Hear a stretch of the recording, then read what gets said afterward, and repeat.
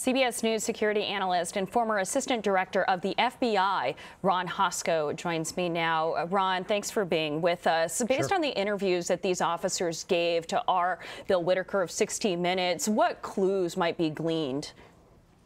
Stephanie, lots of clues. The discussion about electronic devices, whether it's a laptop or an iPad or a computer or a phone, the FBI is going to be supporting local law enforcement in exploiting every one of those electronic devices in looking for internet searches, communications between the killer and others, trying to put together the pieces of his life over the recent days, weeks, months, looking for any connection to anyone else that might have helped in any conceivable way. Certainly the communications over the last few hours to see, was there anybody who helped haul a suitcase into the room, who helped bring him ammunition, who helped him rent another hotel room or surveil any other potential target locations.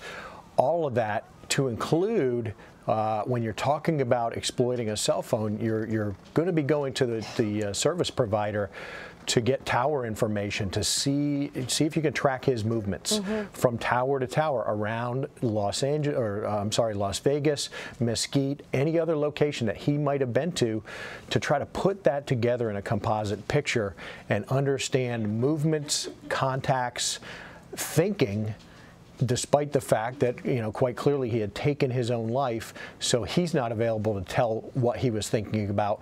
They're going to try to reconstruct every bit of that through the electronic devices.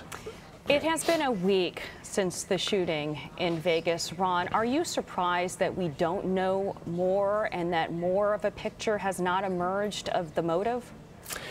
I'm not too surprised. I think that because of the nature of these active shooter incidents over time, we become accustomed to having a clear understanding very quickly. Certainly the FBI drops these investigations into two buckets very quickly.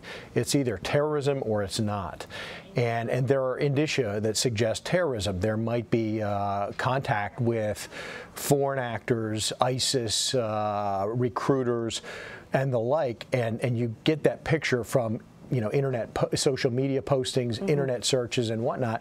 And so we become accustomed to the quick identification of what was the reason based on terrorism, criminal, or quite clearly mental illness, which is so prevalent.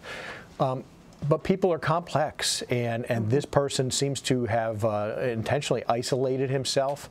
He, feels very much like a loner, was not sharing all these feelings like some people do, not posting them up, not leaving a note or a manifesto. But I think that's human nature, that we are complex beings. This is someone who is much more complex than some others. We're hearing some hints at potential mental illness, at anxiety or depression. So I think some of those things take a period of time to come together, particularly if his intent was to not give off clues, and that seems to have been part of his intent. Of course, our instinct is just to want to know, as journalists, as the American public, as people that want to learn how to prevent tragedies like this from happening. As more time passes, does it become more difficult for the FBI to ascertain the motive? No, I don't think so. I actually think the opposite, because of their capability in exploiting the digital media, phones, and making those connections. Every new phone that they open up will presumably give them phone numbers or internet searches that they hadn't had before, and that's all going to generate additional leads, additional people to contact, interviews. We've heard just in the last day or two this discussion about that he may have been taking some prescription medication, he had anxiety.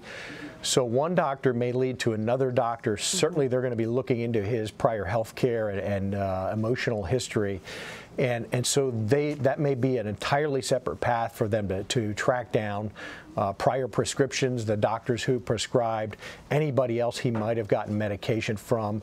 And so I think the additional time is going to be beneficial for law enforcement, not yield less and less. It'll yield more and more. Ron Hosko, thanks so much as always. My pleasure.